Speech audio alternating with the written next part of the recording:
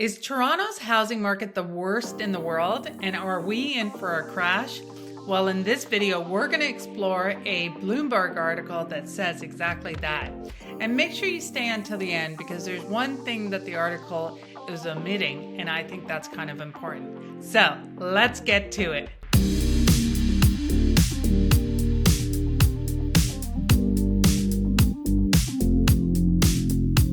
Hi everybody, my name is Connie Sarvanandan and I'm a real estate agent and investor here in Toronto and the GTA. And let's get straight to the article. So this is the article. It's from Bloomberg News, so bnnbloomberg.ca, and it's titled, Toronto picked as UBS's bubbliest housing market as prices drop. UBS is a Swiss bank, and basically the first couple of paragraphs, what they say is that the Toronto housing market, it looks like it's the world's largest bubble, and Frankfurt is not far behind, according to UBS, the Swiss bank. And UBS does this pricing bubble report every single year. And they're saying that, even though Toronto rose to the top this year, there's other cities from Amsterdam to Tokyo that are also in risk of a bubble right now. So the next couple of paragraphs really talk to what's been happening. So basically, home values in cities are looking shakier than they ever have been. And that's really because as central banks across the world are trying to tame inflation, interest rates are rising. And now all of a sudden it's making it much more expensive to get a mortgage. And in some places, and most specifically Toronto, it's resulting in a drop in prices already because we are seeing price declines from the peak in February. And then they're saying that basically Toronto is probably just the beginning because the odds are that with a global economic slowdown and job losses, the downturn in real estate is probably going to be happening in other markets. And what they quote is, we are witnessing the global owner-occupied housing boom finally under pressure. In a majority of the high-valued cities, significant price corrections are expected to be coming in the next few quarters. And then they get into what their list of the bubble is. So they have Toronto, Frankfurt, Zurich, Munich, Hong Kong, Vancouver, Amsterdam, Tel Aviv, Tokyo, and Miami. So it's interesting, we have 2 Canadian cities on here and yet only one American city. So these are the ones that they're saying are on the top as far as riskiest cities for real estate right now.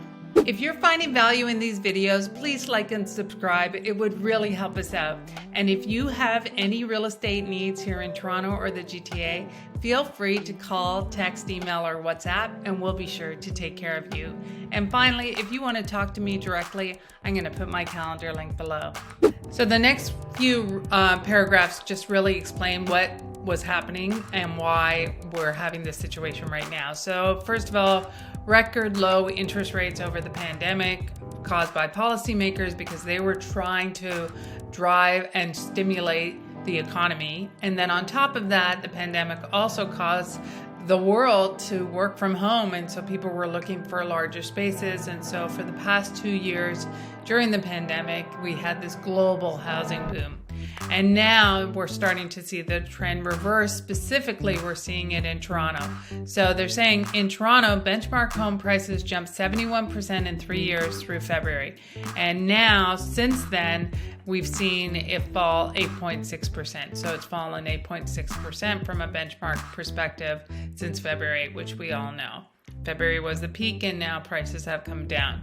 And the bank warned that other cities may face the same pressures as homeowners start to get squeezed by higher mortgage costs on one side and job losses on the other. So they are predicting job losses. They don't specifically talk about a recession, but they are indicating that. And so what they're saying is Toronto and Canada may just be leading the way in all of this. So they end off the article with basically just saying what they're seeing happening, which is rate hikes by the Bank of Canada are really going to be the straw that breaks the camel's back when it comes to the real estate market. And that's because both new homeowners and existing homeowners who have to renegotiate their mortgages are going to be strapped with the fact that they're going to be paying more for those mortgages, and they're going to have to produce more income to qualify for those mortgages. So they believe that that's what's driving the overall dip in housing, which we've already started to see since February. And that's kind of the gist of the article. Now, if you want more information, I would recommend you go to the UBS report, the UBS Housing Bubble Report. They do this report every year, and I will link to it in this video. So what do I think about all this? Well, there's one piece that we haven't talked about. So what this article doesn't talk about is the fact that we were on UBS's report last year as well. We were number 2 last year, and we bumped up to number 1.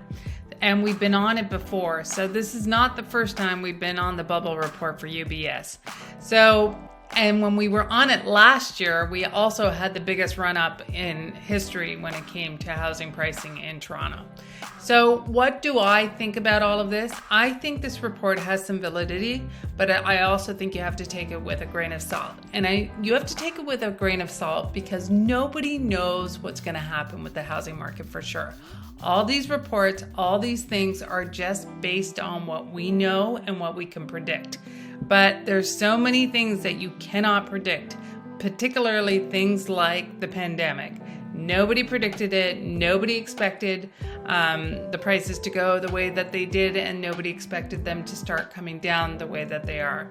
And so because you can't time the housing market and you can't predict it, you have to make decisions based on what's right for you in the particular circumstance. So I've said this before and I'll say it again. If you are thinking about buying or selling a home, you really need to understand your specific pocket and understand what's happening in it now, what happened in it in the last 2.5 years, to really understand where the value is and what you should be selling for or what you should be buying for.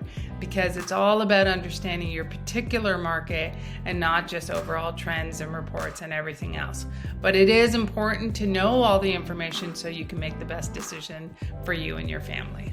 So thank you for watching. I really appreciate it as always. And if you have any questions or comments, good or bad, please put them in down below, because we love hearing from you, because we try and do things that are relevant to you, and I love hearing your feedback. And also, if you have any housing needs here in Toronto or the GTA, feel free to call, text, email, or WhatsApp. Or if you want to talk to me directly, my calendar link is below.